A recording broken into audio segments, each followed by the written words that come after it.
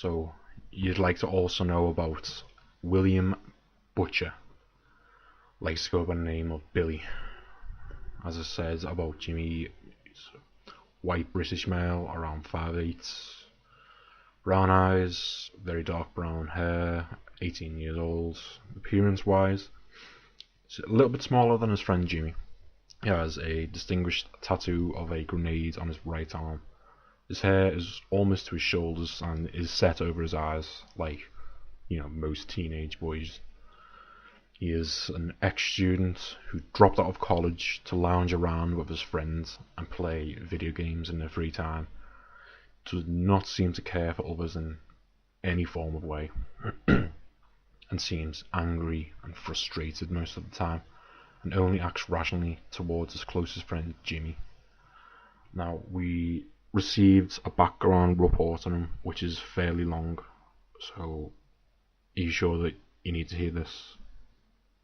Okay, well, reportedly 4 years before the infection began, when Billy was in high school, life went along as normal for everyone would. He had a big group of friends, like 5 girls, 4 boys, it says here, while going to parties and events and being a teenager, as he does. He began to get close with a girl called Louise, eventually learning that she was also fallen in love with him. Only at the time he was going out with another girl. Named Melissa, who he knew didn't really like him very well. And he didn't really like her, to be truthful. So after a few hard days, he sat around with his friends trying to decide what he should do, asking advice from a couple of his mates. Eventually, he realised that Louise is a more better choice for him. Eventually they got together, remains a couple for, he says, a year and a half, but when eventually tensions began to gradually grow from within the group, as teenagers though, they spread, rumours were spread, built all around school, and the rumours were pinpointed to be coming from inside the group of Billy's friends, mainly his ex-girlfriend Melissa, who would often seem spiteful of Billy and Louise. Eventually, the rumours became so extreme and cruel, including bullying and violence, that one day, without warning, Billy received a text message apparently from Louise that read, "I'm moving away tomorrow." Just those words. Now this, apparently he was never prepared for, as he would only see his girlfriend he's protecting for months one more time. And then he received even worse news. She wouldn't be attending school the final day. She would be in for about half an hour to inform her tutors and take some certificates home. So, rightly so, he was desperate to get into school early, because if this was to be the last time he saw the girl he'd fought for, he wants to say goodbye, clearly. Only that day there was an accident on the roads which caused delays in traffic, and after a pretty stressful rush to school, as he arrived he saw the gates across the courtyard in school and Louise getting into the car and leaving. The image of her getting in that car and leaving him would haunt his dreams for reportedly an incredibly long time. Billy then thought that this would mark the end of all the arguments, all bullying in school, because if she's not there, who's to bully? Which he was absolutely wrong about. All the anger, bullying and violence was dropped solely onto him, and he was left alone with pretty much the whole school turned dead set against him. For another year he fought off comments and insults that were thrown at him, becoming secluded and isolated from everyone he knew. He spiraled into a depression, anxiety, depression, medication he was on, and after a while things did improve. He says when he had become comfortable in his own company, something ridiculously unpredictable happened. After over a year without seeing or contacting her, Louise that is, she sent a text message saying, "I'm coming back to Ashport. I'll be back for your birthday and I can't wait to see you." This message apparently made him spiral, and it destroyed him. Destroyed all of his newfound self-security, and all of the things that he'd gone through alone, and the way he developed himself not to trust anyone to avoid hurting himself. And now she's, suddenly as she left, returned him back to his life.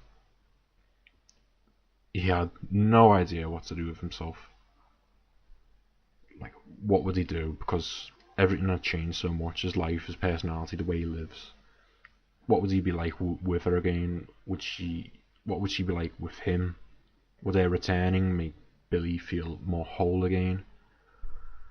So his birthday grew nearer and nearer, and his anticipation grew really strong.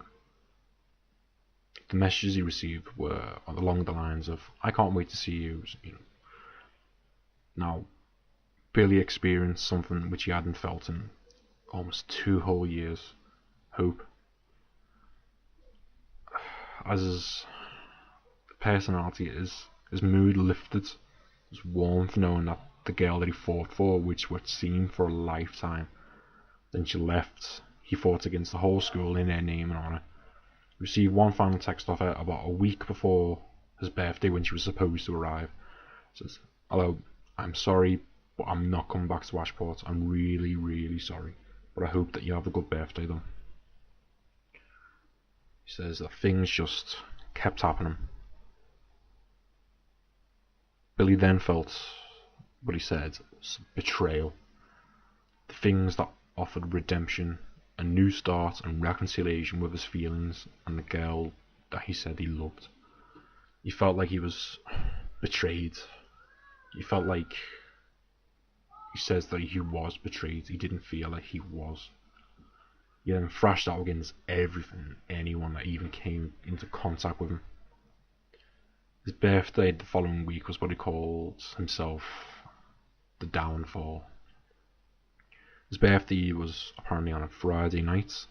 The night there was a surprise party was thrown for him on his birthday, and most of his family came along to see him, even with his oldest friend Jimmy, who had been helping him along for years. He was the only person who didn't kick him while he was down. He had his back the whole time. Billy thought that there was no point in anything, because even a girl he defended with all of his energy betrayed him, and he vowed never to even speak a name or write a name. He would use a nickname, say code name, or even just her initials to speak of her again, which is why she's known as Louise. Her true name's not to be spoken. Even myself, I don't even know her real name. Her name is Louise. That's what her name has been given. And he stayed this way for a long time, because she was just as bad as the people who caused the problems.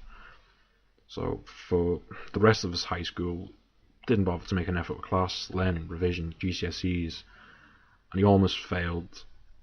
He failed nearly all of his exams. A few months after finishing high school and all the students moving on to college courses or even just jobs, he was just lounging around doing nothing, absolutely nothing with himself. Just going out day or night whenever he could be bothered, causing disturbances, havoc to anyone he remembers from school. Which is why the police have this report, because we've had a few run-ins with him. After a few months of seeing Billy down, suffering, his friend Jimmy suggested enrolling on an English and Maths, just functional skills course, to earn him at least the equivalent of, obviously, Maths and English GCSEs, because he failed that in school. He eventually did give in to his friend Jimmy, knowing that what his friend said was only beneficial for him. And after a few months of trying to adjust for a more normal life and routine, he began to spiral out of control again, knowing that Louise had in fact returned to Ashport and was in the very same college he was in. A few minutes after discovering this, Billy walked out the doors of the college for the last time. And that is the last we have heard from him for now. We've heard a few rumours, speculation that he's about, but he's kept himself out of trouble, so we don't know what he's up to.